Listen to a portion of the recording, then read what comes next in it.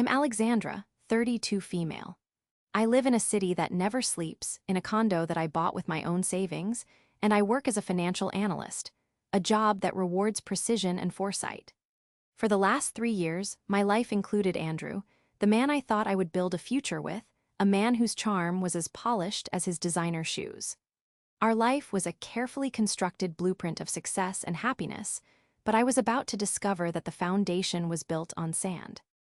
Before this story unfolds, I'd love to connect with you. Please let me know in the comments where you're watching from and what time it is in your corner of the world. It's amazing to see how far these stories can travel. Our story, or what I thought was our story, began like many modern romances, with a calculated swipe right on a dating app. Andrew was an investment banker, ambitious and driven, with a smile that could disarm a hostile boardroom. I was a financial analyst, someone who spent her days quantifying risk and valuing assets. We were on paper a perfect match, a power couple in the making. Our dates were a whirlwind tour of the city's finest restaurants, theaters, and art galleries. We talked about our 5-year plans, our 10-year ambitions. He spoke of partnerships and portfolios. I spoke of market trends and long-term growth. It felt like we were speaking the same language, building a life on the shared vocabulary of success. The first 2 years were idyllic. We moved in together into my condo at first, while we saved for something bigger, something that would be ours. Andrew was attentive, thoughtful, and incredibly supportive of my career. He'd bring me dinner on nights when I was buried in quarterly reports and celebrate my professional wins as if they were his own. His parents, John and Georgia, were equally welcoming. John was a renowned surgeon, a man whose hands were as steady in the operating room as they were on the golf course. Georgia was a classic society wife, impeccably dressed and dedicated to her charity work. They hosted lavish dinners at their sprawling suburban home, where they would toast to our future and tell their friends that Andrew had finally found the one. They seemed to love me, and I, in turn, felt like I had found a second family. My best friend, Laura, a sharp-witted journalist who had seen me through every high and low since college, was cautiously optimistic. "He seems great, Alex," she'd said over brunch one Sunday. "Just don't lose yourself in his world. Remember yours." At the time, I brushed it off as her typical protective nature. I was happy, deeply and genuinely happy. The decision to buy a house together was the natural next step. After months of searching, we found it, a beautiful, modern townhouse in a newly developed neighborhood, close enough to the city for our commutes but far enough to feel like a sanctuary. It was expensive, a significant investment for both of us, but it was our dream home. The down payment was a hefty $100,000. I had been saving diligently for years, and my portfolio had performed exceptionally well. I had my $50,000 ready. Andrew, despite his high-paying job, seemed to be lagging. "It's just tied up in some long-term investments, honey," he explained vaguely, waving a dismissive hand. "Tough to liquidate right now without taking a big hit. My parents are going to help out." I didn't question it. It made sense. His money was working for him, and his parents had always been generous. The plan was simple. John and Georgia would provide Andrew's $50,000 share, and I would contribute mine. We would own the house 50-50, a true partnership. When the time came to make the deposit, all the funds were transferred into an escrow account. The paperwork was signed, the future was bright, and the closing date was set. Everything was falling into place. Or so I thought. The first crack in the facade appeared subtly, a hairline fracture I almost missed. It was a Tuesday evening, about a month before the closing date. We were having dinner with his parents at their club. The conversation was light, centered around wedding planning, a topic Georgia was particularly enthusiastic about. We hadn't set a date, but we were already discussing venues and guest lists. "Of course, we'll need a prenuptial agreement," John said, swirling the wine in his glass. He said it so casually, as if he were commenting on the weather. The statement hung in the air, thick and uncomfortable. Andrew shifted in his seat but said nothing. I forced a smile, trying to gauge the room. "Oh," I said, keeping my tone light. "Is that something you two did?" Georgia laughed, a tinkling sound that didn't quite reach her eyes. "Oh, heavens no, dear, things were simpler then, but in this day and age with your careers, it's just smart, a way to protect everyone." She patted my hand, but her touch felt cold. "It's not about a lack of trust," she added. "It's about clarity." I looked at Andrew, waiting for him to jump in, to say something, anything. He just gave me a small, tight-lipped smile and a slight nod. "We can talk about it later, Alex," he murmured, his eyes avoiding mine. The rest of the dinner was a blur. The casual mention of a prenup felt less like a practical suggestion and more like a warning shot. It was the first time I felt like an outsider, a variable in a carefully calculated equation rather than a part of the family. On the drive home, the silence in the car was deafening. I felt a knot of unease tightening in my stomach. It wasn't just the prenup. It was Andrew's silence, his immediate deference to his parents' suggestion. It was the first time I realized that in his world, his parents weren't just advisors, they were shareholders in our relationship, and their influence was far greater than I had ever imagined. That night, as I lay in bed next to a sleeping Andrew, Laura's words echoed in my mind. "Just don't lose yourself in his world. Remember yours." For the first time, I wondered if I already had. The conversation John had so casually initiated at the country club wasn't left to hang in the air for long. 3 days later, Andrew brought it up. We were in our kitchen, the late afternoon sun streaming through the windows, illuminating dust motes dancing in the air. I was chopping vegetables for dinner, the rhythmic tap of the knife on the cutting board, a comforting, normal sound in what was about to become a very abnormal conversation. "Hey," he started, leaning against the counter. "About what my dad said the other night, the prenup, I think we should seriously consider it." He tried to sound casual, as if it were a minor detail like choosing a caterer, but his eyes darted around the room, unable to meet mine. I stopped chopping, placing the knife down deliberately. I turned to face him, crossing my arms. "Okay," I said, my voice even.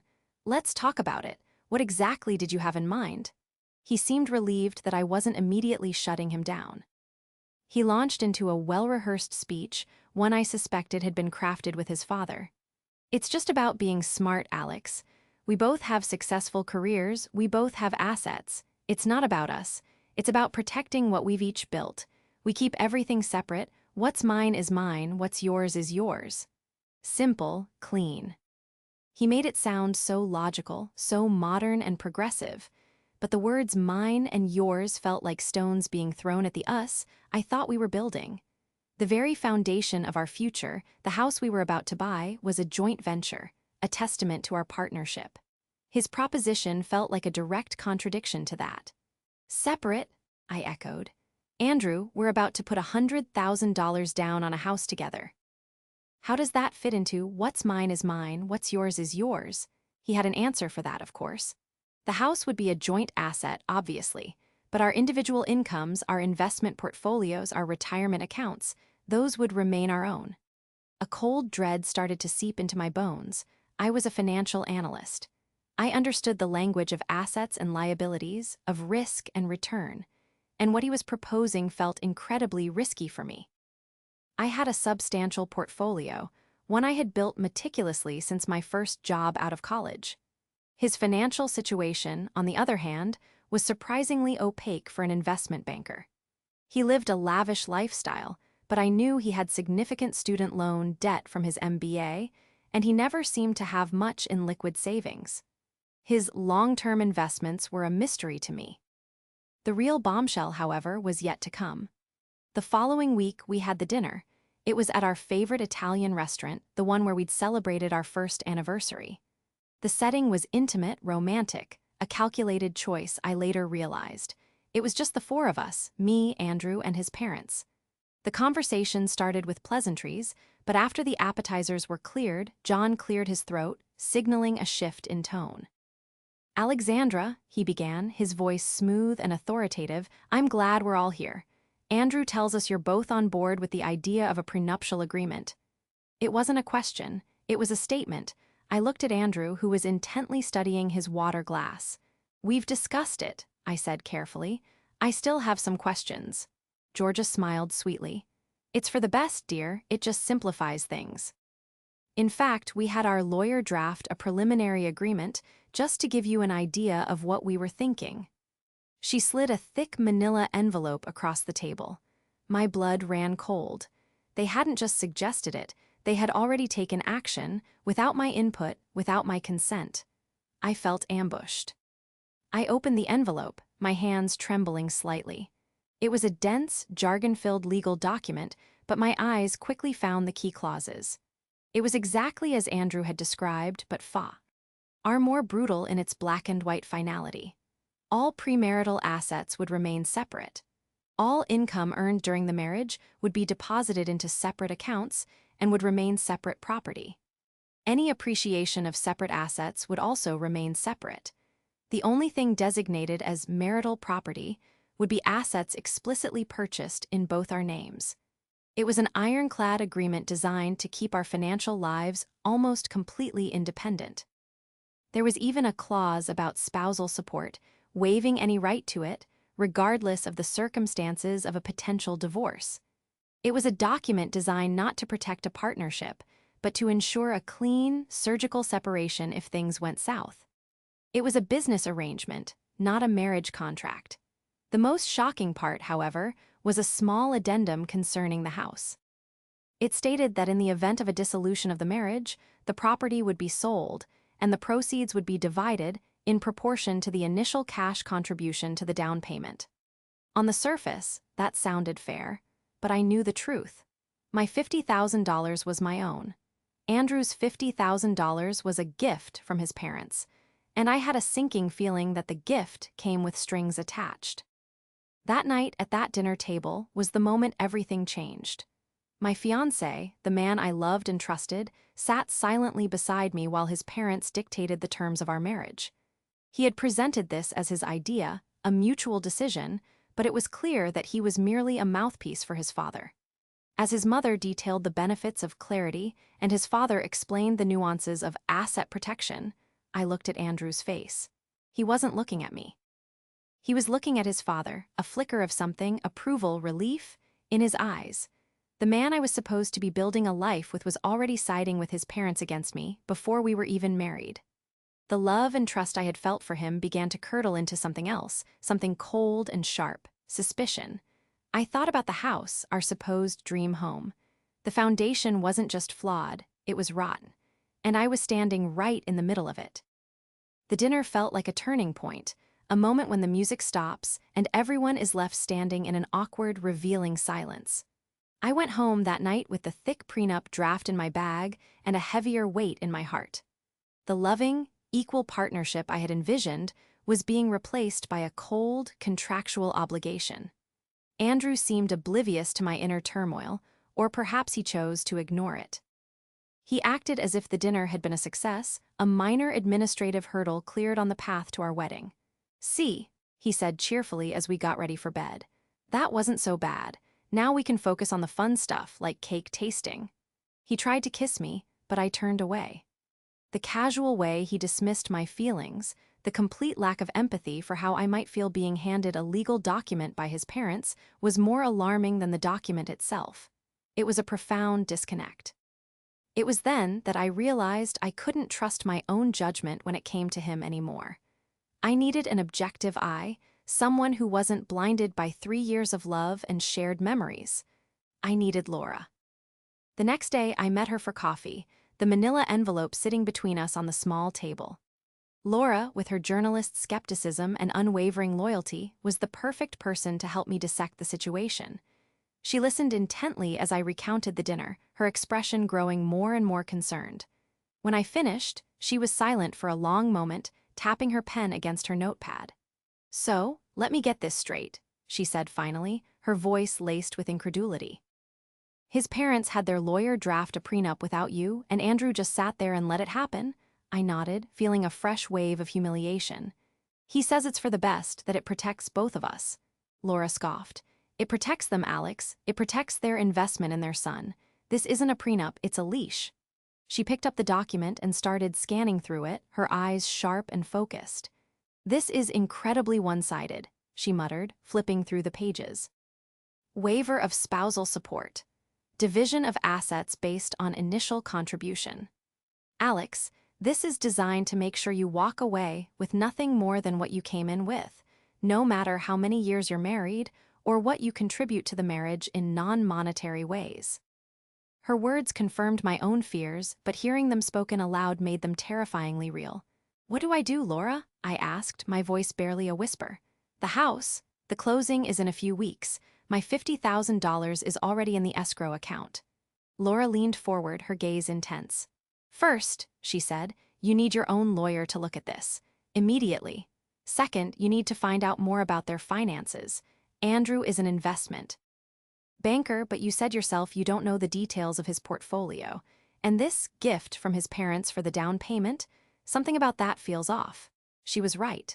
For someone in my profession, I had been remarkably naive about my own partner's financial health. I had taken his words at face value, blinded by trust and the illusion of our shared future. That evening, I did something I never thought I would do. I started digging. I didn't go through his phone or his laptop. I was looking for a paper trail. I started with the shared folder on our home network where we kept documents for the house purchase. And there, tucked away in a subfolder I hadn't looked at before, I found it. A document titled Loan Agreement. My heart hammered against my ribs as I opened the file. It wasn't a gift. The $50,000 from John and Georgia to Andrew was a formal, notarized loan. It had an interest rate, a repayment schedule, and a maturity date. It was a debt, not a gift.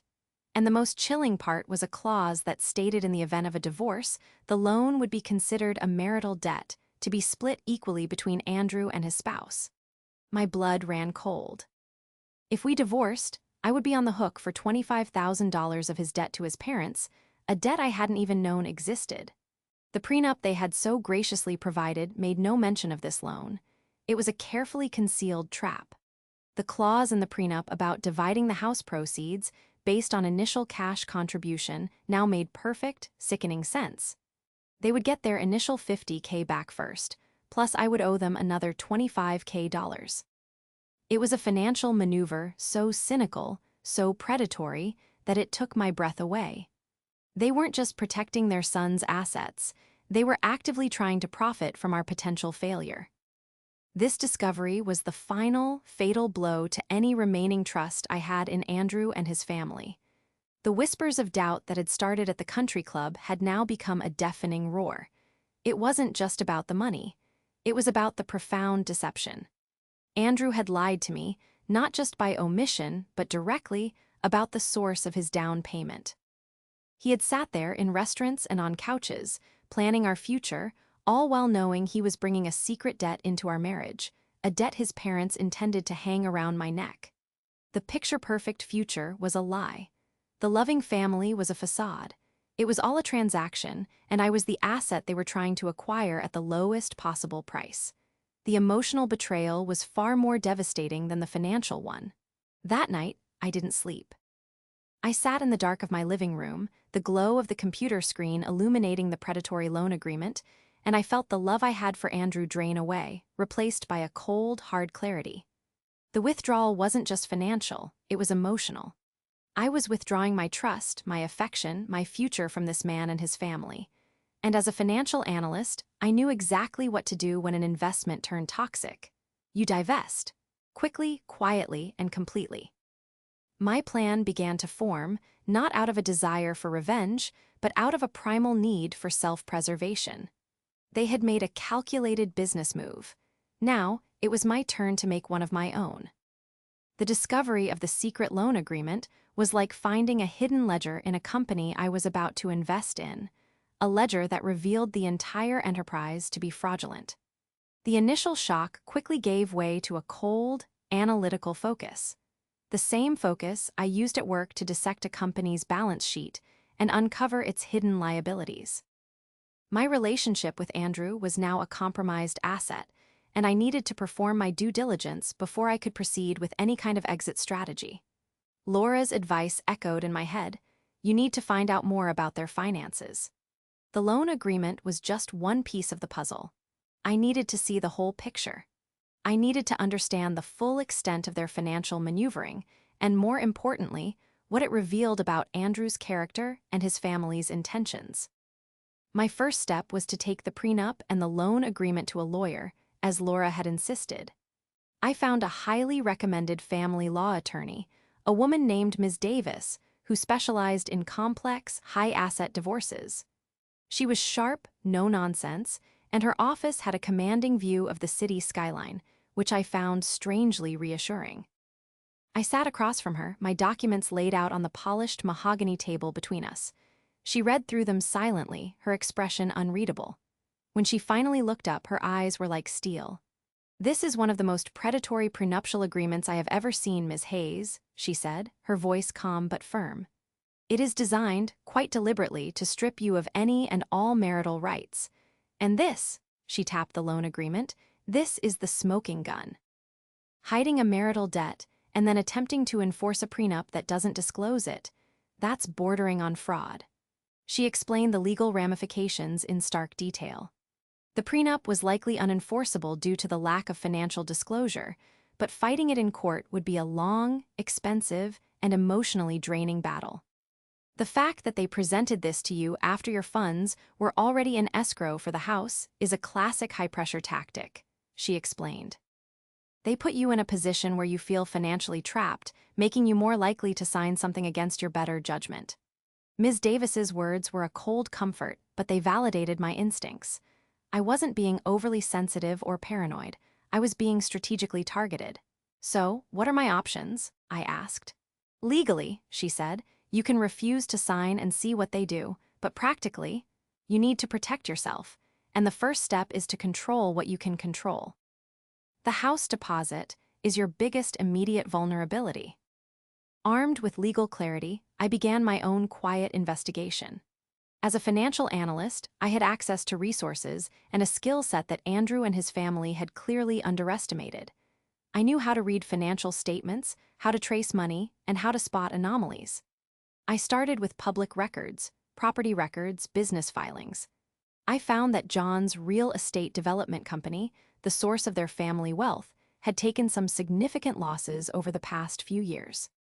They weren't in any real financial trouble. They were still incredibly wealthy, but their cash flow might have been tighter than their lavish lifestyle suggested. This perhaps explained their desire to claw back every possible dollar from their son's marriage. It wasn't just about control, it was about capital. Next, I turned my attention to Andrew. Living. With him, I had access to our home network, and through that, some of the digital breadcrumbs he left behind. I wasn't proud of it, but I felt it was necessary for my own protection. I discovered he was a far more reckless spender than I had ever imagined. He had high-limit credit cards that were perpetually close to their limits, a car loan with an exorbitant interest rate, and he was making regular, significant payments to a wealth management firm I'd never heard of. Curiosity piqued, I dug deeper into this firm. It wasn't a well-known company like Goldman Sachs or Morgan Stanley. It was a small, boutique firm. A quick search revealed that one of its founding partners had a familiar last name, Johns. It was his father's side venture. Andrew wasn't just getting a gift from his parents for the house, he was deeply enmeshed in their financial ecosystem. His salary was likely funneled through his father's firm, which managed his investments and, I suspected, doled out his allowance. This explained his lack of liquid assets and his complete deference to his father's financial demands. He wasn't an independent, successful investment banker. He was a subsidiary of his father's enterprise. The final piece of the puzzle clicked into place when I was cleaning out a drawer in our home office. Tucked under a stack of old bank statements, I found a small, leather-bound journal. It was Andrew's. My hands trembled as I opened it. It wasn't a diary, but a ledger of his personal expenses and notes. As I flipped through the pages, I saw entries for expensive dinners, designer clothes, and weekend trips. But then I saw a series of recurring payments listed simply as M. The payments were substantial, several $1,000s a month. My mind raced. Who was M? A few pages later, I found my answer. An entry detailing a purchase from a high-end jewelry store with a note next to it. Anniversary gift M. The date was from before he and I had even met. M was an ex-girlfriend, one he had told me was long out of the picture. But the payments were current. Connecting the dots was a sickening, heart-wrenching process. The picture that emerged was not of the man I loved, but of a stranger. A man who was financially dependent on his controlling parents, who was living a lie of financial independence, who had deceived me about a massive loan, and who was still financially entangled with an ex-girlfriend. The prenup wasn't a precaution, it was a necessity for them. They needed to control his marriage to protect their complex and fragile financial ecosystem. I was not a partner, I was a potential liability they needed to manage. The betrayal was absolute, a web of deceit that touched every aspect of the life I thought we were building. The love was gone, replaced by a chilling sense of clarity. I closed the journal and put it back in the drawer. The investigation was over. I had all the information I needed. Now, it was time to formulate a plan. A plan to extricate myself from this mess, to protect my assets, and to make it clear that I was not a liability to be managed, but a force to be reckoned with. They had made a grave miscalculation. They thought they were dealing with a naive, lovesick woman. They were about to find out they were dealing with a very skilled financial analyst. The evidence was all there, laid out like a prospectus for a company on the verge of collapse.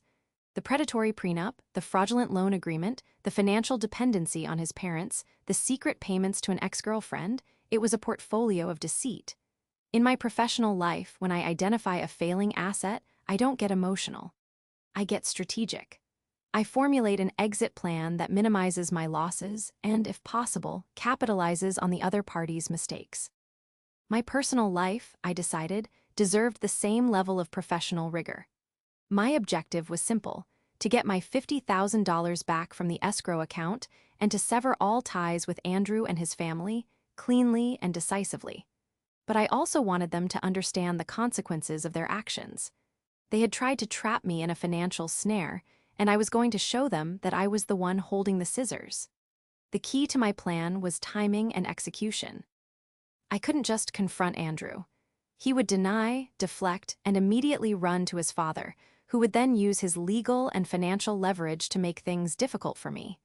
No, I had to act first, silently and unilaterally. My first move was to contact the escrow company. I explained that there was a potential issue with the property purchase agreement and that I needed to understand the process for withdrawing my portion of the deposit. The agent I spoke with was helpful, explaining that since the deposit was made from two separate sources, a withdrawal by one party would require a signed release from the other. This was a hurdle. Andrew would never sign a release if he knew what I was planning. But then the agent mentioned a crucial detail. The only exception, he said, is if one of the funding sources can prove that the funds were transferred under fraudulent pretenses, but that would require documentation, of course. Fraudulent pretenses. The words echoed in my mind. The secret loan agreement. Andrew had misrepresented his contribution as his own funds when in fact they were a loan from his parents, a loan that was structured to become my debt. This was my leverage. However, I didn't want to start a legal battle just yet. I needed a simpler, faster way. I reread the purchase agreement we had signed. Buried in the fine print was a standard contingency clause. The agreement was contingent on the buyers securing financing within a certain timeframe. If financing was not secured, either party could withdraw from the agreement and have their deposit returned. We were still within that window. My next step was to make a quiet phone call to the mortgage broker we had been working with. I had a good relationship with her, having provided all of my financial documentation promptly and professionally. I explained, in vague but serious terms, that some personal circumstances had arisen that were causing me to reconsider the joint mortgage application. "I'm not saying we're pulling the plug just yet," I said carefully, "but I do have some serious concerns about proceeding with a joint application at this time. Could you tell me what would happen if one of us were to withdraw from the application process?" She was sympathetic and professional. "Well," she explained, "a joint mortgage application is assessed based on the combined financial picture. If one of you withdraws, the application is effectively dead.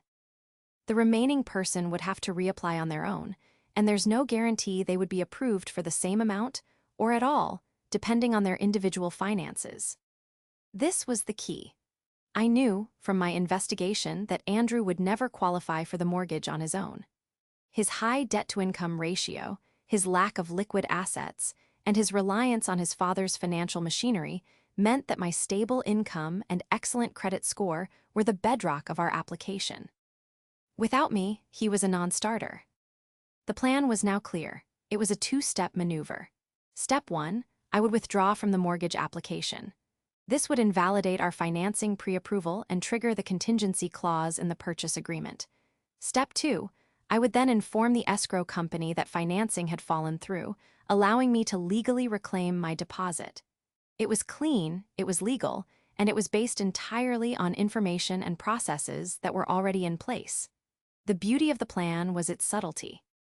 It wasn't a loud, dramatic confrontation. It was a quiet click of an undo button, a reversal of a transaction based on new information.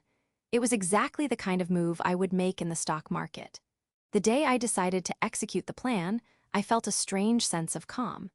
I drafted a formal email to the mortgage broker, officially withdrawing my name from our joint application, citing unforeseen personal circumstances. I received a confirmation from her within the hour. The application was now void. Then, I forwarded that confirmation to the escrow agent, along with a formal request to release my $50,000 deposit, citing the failure to secure financing as per the terms of our purchase agreement. The agent confirmed that the process would be initiated and that the funds would be returned to my account within 3 to 5 business days. I did all of this during my lunch break at work. Andrew was completely oblivious. He texted me around 2 p.m., "Can't wait for dinner tonight, thinking of that Italian place." I texted back, "Sounds good." I went about the rest of my day, clearing my desk, responding to emails, and preparing for my weekly market analysis presentation. On the outside, everything was normal. But on the inside, I was systematically dismantling the future he thought we were building. That evening, as I got ready for dinner, I felt no guilt, only a sense of profound relief and empowerment. They had tried to play a game with me, a game with complex rules and hidden traps. They didn't realize that I had been playing a similar game my whole career. And in my game, the person with the best information and the clearest strategy always wins. I was about to walk into that restaurant, not as their victim, but as the architect of their downfall. They thought they were in control.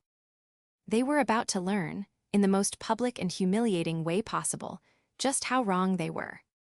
The restaurant was the same one where his parents had ambushed me with the prenup.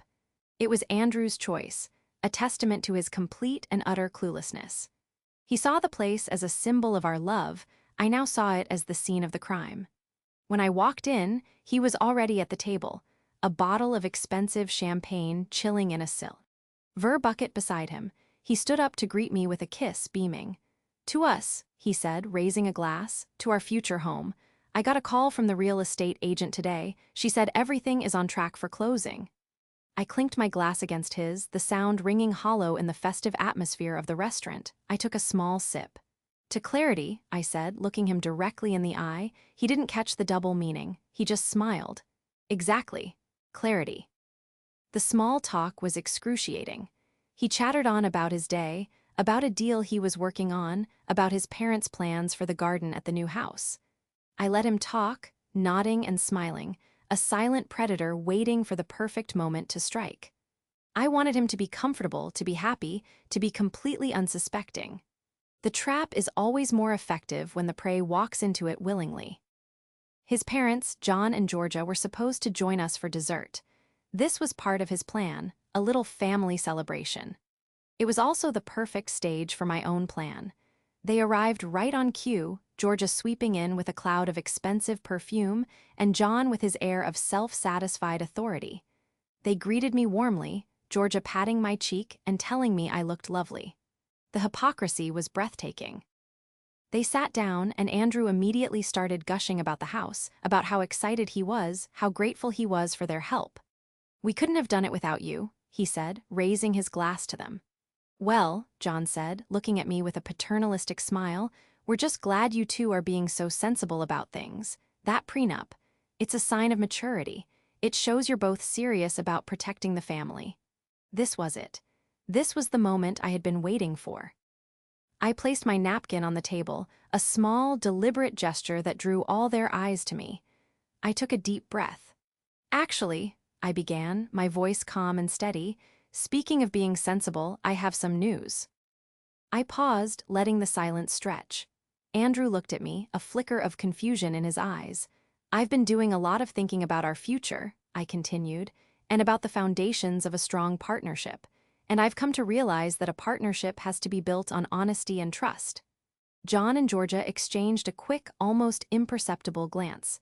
Andrew's smile started to fade. "What are you talking about, Alex?" he asked. I turned my full attention to him. "I'm talking about the $50,000 loan from your parents, Andrew. The one you told me was a gift, the one that was structured to become my debt if we ever divorced." The color drained from Andrew's face. He looked like he had been slapped. He opened his mouth to speak, but no words came out. John, however, recovered quickly. "I don't know what you're talking about," he said, his voice hard. "That was a private family matter." "It became my matter when you made it a secret marital debt," I countered, my voice never rising. "And it became my matter when you tried to get me to sign a prenup that deliberately concealed it." Georgia gasped, placing a hand over her heart. "How dare you? We were only trying to help." "You were trying to defraud me," I said, the words sharp and precise. "But we're not going to have to argue about it, because the entire issue is now moot." I looked back at Andrew, who was staring at me in stunned silence. "I withdrew from our mortgage application this afternoon, Andrew. I have a copy of the confirmation email right here in my purse. Without my income, you don't qualify for the loan. Our financing has officially fallen through." What?" he stammered. "You can't do that." "I can, and I did," I said. "And per the terms of our purchase agreement, when financing cannot be secured, either party is entitled to the return of their deposit. I've already contacted the escrow company. My $50,000 is being wired back to my account as we speak." The full weight of my words finally landed. The shock on their faces was a sight to behold. John's face was turning a dangerous shade of purple. Georgia looked like she was about to faint, and Andrew, he just looked broken. "But the house," he whispered. "What about the house?" "There is no house, Andrew," I said, my voice softening slightly but still firm. "There is no us. A partnership built on such a profound level of deceit isn't a partnership. It's a hostile takeover, and I'm divesting." I stood up, placing my napkin on the table. "You all thought you could play a game with me, that you could use your money and your lawyers to manipulate me. You severely underestimated me. You see, I work with numbers all day. I analyze risk. And you," I looked from John to Georgia to Andrew, "you are the worst investment I have ever seen." I turned and walked out of the restaurant, leaving them sitting there in stunned, humiliated silence, with a bottle of celebratory champagne melting in its bucket. I didn't look back. The main course had been served, and it was colder and harder than any revenge I could have imagined. It was the simple, undeniable truth. Walking out of that restaurant was like stepping out of a pressurized cabin into the fresh, open air. The weight I had been carrying for weeks, the sickening knot of anxiety and betrayal, simply dissolved into the cool night. I didn't feel anger or sadness, just a profound and overwhelming sense of relief. I had faced the storm, navigated it on my own terms, and emerged on the other side, not just intact, but stronger. The aftermath, I expected, would be messy. I anticipated angry phone calls, threatening letters from their lawyer, perhaps even a desperate, tearful apology from Andrew. But there was only silence. A deep, resounding silence. They didn't contact me again. Not a single text, not a single email. It was as if, once their financial scheme had been exposed and thwarted, my value to them had evaporated completely. I was no longer a potential asset or a liability. I was simply irrelevant. This, more than anything, confirmed that their interest in me had never been personal. It had always been transactional. The $50,000 was back in my account within 3 business days, as promised. Seeing that number, whole and safe, in my own bank account was the final confirmation that I had made the right decision. It was more than just money. It was my security, my independence, my future, and I had successfully protected it. Laura was, of course, the first person I called. We celebrated that weekend, not with expensive champagne, but with cheap pizza and beer at her apartment, laughing until our sides hurt. "I can't believe you did that," she said, shaking her head in awe. "You literally pulled the plug on their whole operation right in front of them." "It wasn't about revenge, Laura," I told her, and I meant it. "It was about a market correction. Their valuation of me was way off. I just adjusted it to reflect my true worth." We toasted to that. "To market corrections," she said with a grin. The process of disentangling my life from Andrew's was surprisingly simple. Since we weren't married and the house purchase had been voided, there were no legal ties to sever. The only task was the physical separation of our lives. I packed up his belongings, his designer clothes, his expensive watches, his meticulously organized files, and put them in storage. I sent him the key to the storage unit via a registered courier, with a simple, unsigned note, "Everything you own." It felt final, a quiet closing of a chapter that had almost cost me dearly. A few weeks later, my real estate agent called me. "You're not going to believe this," she said, a hint of gossip in her voice. "The townhouse you were going to buy, the sellers had to put it back on the market. Apparently, the other party couldn't secure financing on his own." A small, satisfied smile played on my lips. "What a shame," I said. Life moved on. The initial emptiness of my condo, once filled with Andrew's presence, was quickly replaced by a sense of peace and ownership. I rediscovered my own space, my own routines, my own happiness. I reconnected with friends I had neglected, throwing myself back into my hobbies and my career with a renewed sense of purpose. I even got a promotion at work, a recognition of the dedication and sharp analytical skills that had, ironically, saved me in my personal life. About 6 months later, I ran into a mutual acquaintance who had been friendly with both me and Andrew. After some awkward pleasantries, she hesitantly shared some news. "Andrew moved back in with his parents," she said, "and this is just a rumor, but I heard his father's company is having some serious financial trouble. Something about a big development deal that went south." I just nodded, a feeling of detached vindication washing over me. It all made sense.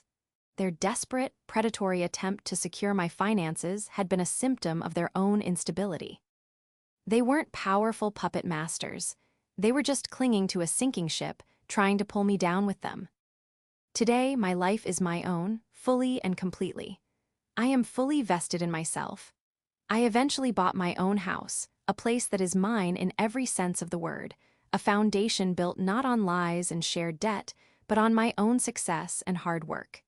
The experience with Andrew and his family was painful, a brutal lesson in trust and deception, but it was also a gift.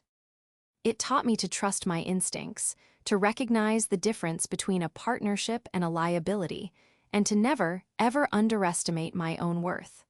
They thought they could write the terms of my life, but in the end, I was the one who held the pen. And I used it to write them out of my story for good, closing the book on that chapter and starting a new one. A story of a woman who saved herself, not with drama or histrionics, but with a quiet click of an undo button and the unshakable knowledge of her own value.